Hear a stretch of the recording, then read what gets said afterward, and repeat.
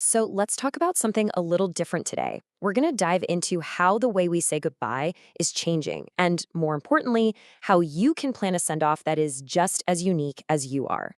All right, I'm going to start by asking you a really direct question. Just think about it for a second. When people get together to honor your life, what do you want that to feel like? What's the vibe? It's a huge question, I know, but it's right at the heart of a major cultural shift that's happening. And you might be surprised to hear this, but for some people, the answer to that big question actually involves a margarita machine. Yeah, sounds a little unusual, right? But stick with me, because that one little detail says a whole lot about this bigger move toward making things personal and creating real connection. Okay, so first things first. What do we even call the get together after a service? The words we use really do set the tone, and it turns out a lot of us aren't even sure what the right word is. I mean, just look at all these different names. You've got the classic wake, of course. Then there are terms like repast or fellowship meal, which, are really just different ways of saying, let's share a meal together. But no matter what you call it, they all have one simple goal: to bring people together, to remember, to connect, and to honor someone they really loved.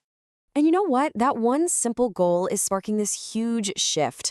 We're seeing more and more families move away from these events that are defined only by mourning, and instead they're embracing something that feels, well, a lot more like a genuine celebration of a life well lived.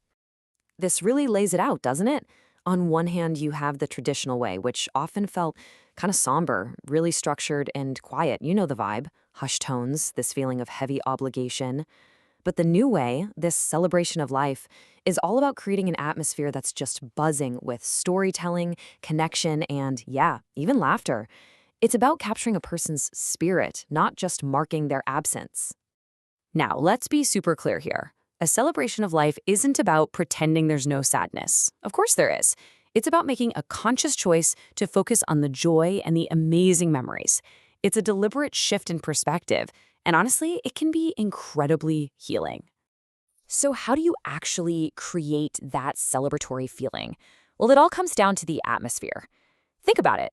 After a formal service, guests can feel a little awkward.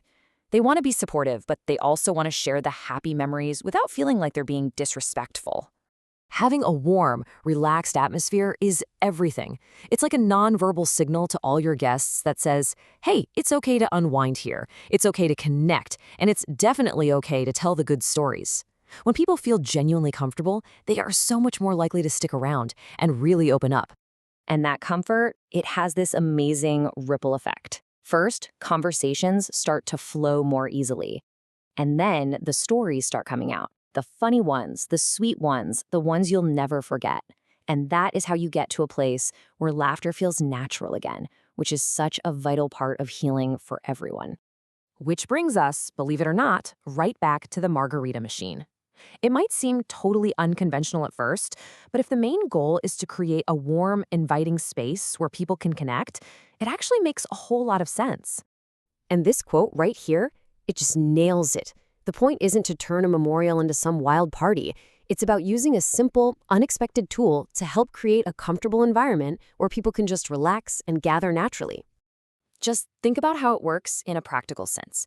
A drink station gives people a natural spot to gather around, but maybe most importantly, it takes the pressure off the immediate family to have to play host. This lets them actually be present and connect with their guests. It's a small thing that can totally shift the tone from heavy to warm, and it helps everyone relax and share those stories we were talking about. And hey, it's really easy to make it inclusive for everyone. By offering both alcoholic and non-alcoholic options like some amazing fruit slushies, you're making sure every single guest feels welcome and has something nice to sip on while they mingle. Okay, so what does this all mean for you? Honestly, planning ahead is one of the greatest gifts you can give to your loved ones. It takes all the guesswork out of an incredibly difficult time, and really, it gives them clear permission to create a send-off that is authentically you. And that is the bottom line, right? Every single life is different, so every gathering should reflect that. If your life was loud and full of laughter, a quiet, somber get-together might not feel right at all. So if you want to party when they plant you, you've got to tell them. At the end of the day, honoring a life doesn't have to be this quiet, solitary act of just mourning. It can be a joyful, communal celebration of connection and remembrance. It's about doing it all together. So we'll just leave you with this question to think about. What would your celebration look like? Would it be quiet and reflective? or full of music and stories. Maybe it would even have a margarita machine. Whatever it is, just make sure it's a reflection of the awesome life you lived.